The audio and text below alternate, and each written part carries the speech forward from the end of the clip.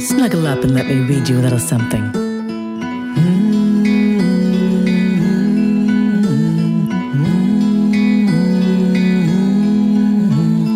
Grab a seat, a bite to eat, and settle right in. For hugs, snuggles, stories, and more, and so many sweet things in store.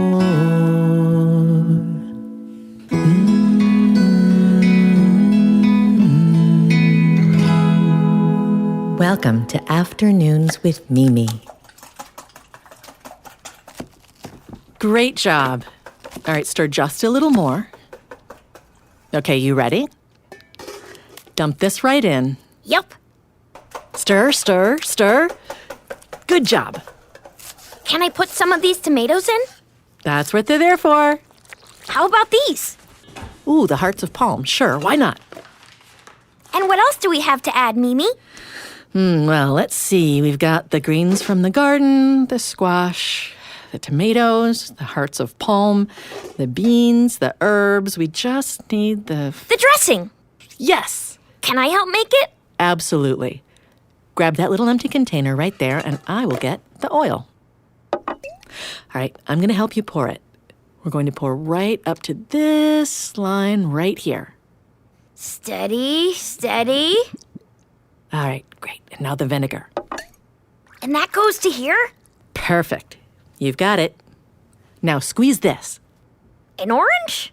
That's the secret. Juice from half an orange. And a little dash of this and this. Honey? Mustard? How much? Measure with your heart, Neshama. Good, good, good. Now just a sprinkle of spices. And we put the cap on, and here you go. Now you know what to do. Shake it up! Yeah, good shaking. Keep going, keep going. Yeah, shake for 1, 2, 3, 4, and we're done. Perfect. Now, let's cover the salad and pop it in the fridge until everyone gets here. Mimi? Yes? Why does everyone call this the kitchen sink salad? Because it has everything but the kitchen sink. Ema makes it with olives.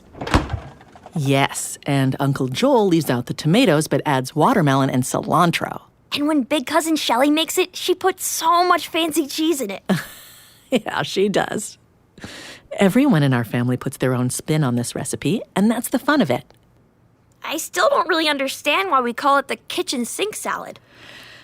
Well, snuggle up on over here, and I'll tell you a little something. You always say that. When your Ema was very, very little, we lived in a neighborhood that loved to have big parties twice a summer. The whole street would get blocked off. There would be music and games and dancing, and everyone would bring something different to eat and share. What did people bring? Oh, all sorts of things. Cake and cookies, rice and beans, casseroles, fruit trays, and Mrs. Swarthmore always made a gigantic gelatin molded into the shape of a lobster. It was quite a sight. And you brought the kitchen sink salad? Well, not at first. Making that salad was actually a happy accident. What do you mean? Well, one year it got so hot out that the power went out in part of the neighborhood. We didn't have a generator like some of the neighbors did, so all of the stuff in our fridge went bad. Bad? Oh, yes, it was smelly. Oh, no. Well, it was okay. Our fridge got fixed, and we had to do a big cleaning, and most of the ingredients for the big dish we were planning were gone. Mrs. Swarthmore said, "Oh, don't worry, I've got enough to make 2 gelatin lobsters this year." Uh-oh. Yeah. And I told her, "Don't worry, I'll figure something out." We had our little backyard garden with some greens ready to harvest and a couple of tomatoes. And then in the pantry, we found several cans of different things. The dressing is something my own mother and aunts used to make for me. So we grabbed it all, mixed it all together, and brought it to the party. And people liked it? Oh, people loved it. And you didn't have to eat a jelly lobster. Yeah, not unless you wanted to. And now that salad has become a tradition in our family. We share it with each other and with close friends who feel like family. And just like that special dressing recipe came from my grandparents, now I've taught it to you. It's a tradition? Mm-hmm. And more. It's making memories together, writing our family story, sharing our values. L'dor v'dor. I think I've heard that before. At school.